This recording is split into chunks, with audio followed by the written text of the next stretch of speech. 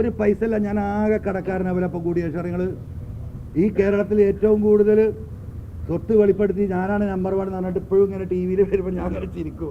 പടച്ചോനെ എന്താപ്പം ഇതിൻ്റെ കഥ, മനസ്സിലായോ? ഒരു പൈസ അല്ല, എന്നെ തകർത്ത് തരിപ്പണമാക്കിയില്ല ഇവരൊക്കെ പാടെ കൂടിയിട്ട്. ഈ പറയുന്ന നിലമ്പൂരിലെ ചിലരും ഞാൻ ഈ സൂചിപ്പിക്കുന്ന ആളുകളും തന്നെയാണ് ഇത് തകർത്ത് ഒരു ലോകം മുഴുവൻ കേസ് കൊടുത്ത്. ഇപ്പം എത്ര കേസാറിയോ? റവന്യൂ കേസ് ഹൈക്കോടതിയിൽ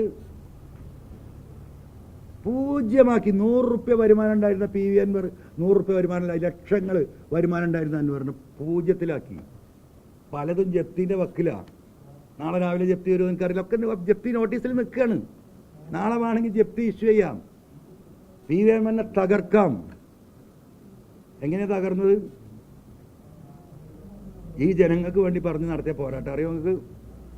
ഇവിടുത്തെ IPS ലോബി, ഇവിടുത്തെ IAS ലോബി, ഇവിടുത്തെ IFS ലോബി, ഇവിടുത്തെ RSS, കേന്ദ്ര ഗവൺമെൻറ്, LDFിലെ തന്നെ ചില ഘടകകക്ഷികളെ ചില ആളുകൾ, ഈ പറയുന്ന സംഘം, ഇവരൊക്കെ കൂടി ചേർന്ന് ഞെക്കി ഞെക്കി ഞെക്കി ഞെക്കി എന്നെ ഇല്ലാണ്ടാക്കി വട്ടപൂജ്യത്തിലാക്കി. ഒരു 10,000 റുപ്യക്ക് ചിലപ്പോൾ ബുദ്ധിമുട്ട് അറിയോ നിങ്ങൾക്ക്? ഒരു ദിവസം 3 കുപ്പായിടുന്നവരാ. ഞാൻ ഈ ഷർട്ട് ഇന്നലെ അറിയോ നിങ്ങൾക്ക്? ഇതിൽ അഴുക്കൊന്നും ആയിട്ടില്ല. ഒരു ഷർട്ടും കൊണ്ട് ഇറക്കി കിട്ടണമെങ്കിൽ 60 റുപ്യ ഇടും. അത് കോടികൾ പി വി അൻവറിൻ്റെ കയ്യിലുണ്ടായിരുന്നൊന്നും അങ്ങനെ തന്നെയാണ്, പഴയതല്ല.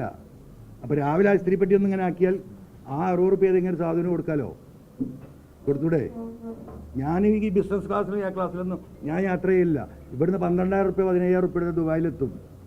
ആ ബിസിനസ് ക്ലാസ്സിൽ ഇരിക്കണമെങ്കിൽ 30,000 40,000 കൊടുക്കണം 3-4 മണിക്കൂറിന്.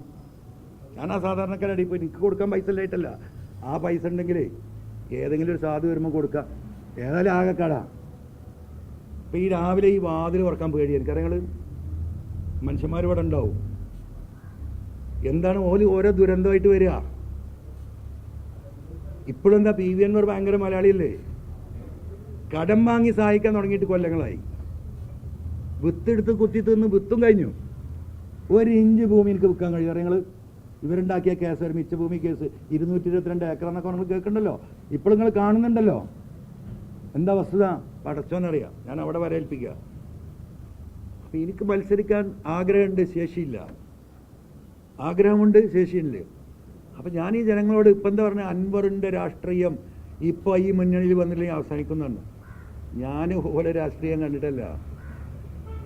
ഭൂരിപക്ഷത്തെ കണ്ട് ഭയപ്പെടരുത്, നീ നീതിയോടൊപ്പം നിൽക്കണം എന്ന് പറഞ്ഞുകൊണ്ട് നിൽക്കും.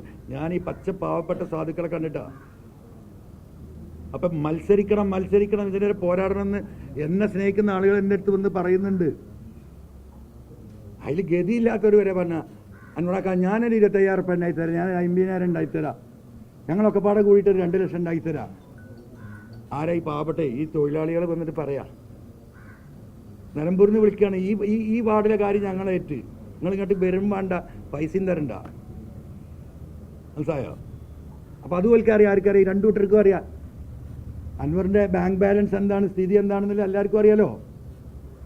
അപ്പോൾ അതൊക്കെ ഇങ്ങനെ തള്ളുകയാണ്. ഇവൻ ഒരു ചുക്കും ചെയ്യില്ല എന്ന് എനിക്കറിയാം. അത് 2ാമത്തെ ഭാഗം. അപ്പോൾ ഇനി എനിക്ക് മുന്നോട്ട് പോകണമെങ്കിൽ ഞാൻ വികലാംഗനാണ്, നിസ്സഹായനാണ്. ഈ 2 കൂട്ടരുടെയും കരാള ഹസ്തത്തിൽ ഇങ്ങനെ ഞെക്കിയിട്ട് അങ്ങോട്ട് പീക്കിയിട്ട് അങ്ങോട്ട് പുറത്തേക്ക് എറിയുമല്ലോ. എന്നാലും ജീവനാണ് ഇപ്പോൾ ആകെ ബാക്കിയുള്ളത്. മനസ്സിലായി? വെറും ജീവൻ മാത്രമാണ് ബാക്കിയുള്ളത്. ആ ജീവനും വെച്ചിട്ട് എന്ത് ചെയ്യാൻ പറ്റും എന്നുള്ളത് ഈ പാവപ്പെട്ട മനുഷ്യന്മാരുമായിട്ട് ഞാനൊന്ന് ആലോചിച്ചോട്ടെ. അതുകൊണ്ട് ഇപ്പം ഇതാണ് സ്ഥിതി. എനിക്ക് വേറൊന്നും പറയാനില്ല. ജനങ്ങൾ ആലോചിക്കട്ടെ, തീരുമാനിക്കട്ടെ.